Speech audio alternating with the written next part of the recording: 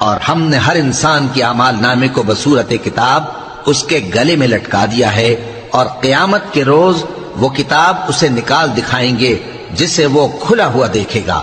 کہا جائے گا کہ اپنی کتاب پڑھ لے، تو آج اپنا آپ ہی حساب کرنے والا کافی ہے۔ جو شخص ہدایت اختیار کرتا ہے تو اپنے لیے اختیار کرتا ہے، اور جو گمراہ ہوتا ہے تو گمراہی کا ضرر بھی اسی کو ہوگا۔ اور کوئی شخص کسی دوسرے کا بوجھ نہیں اٹھائے گا، اور جب تک ہم پیغمبر نہ بھیج لیں عذاب نہیں دیا کرتے۔ اور جب ہمارا ارادہ کسی بستی کے ہلاک کرنے کا ہوا تو وہاں کے آسودہ لوگوں کو فواحش پر مامور کر دیا، تو وہ نافرمانیاں کرتے رہے، پھر اس پر عذاب کا حکم ثابت ہو گیا اور ہم نے اسے ہلاک کر ڈالا۔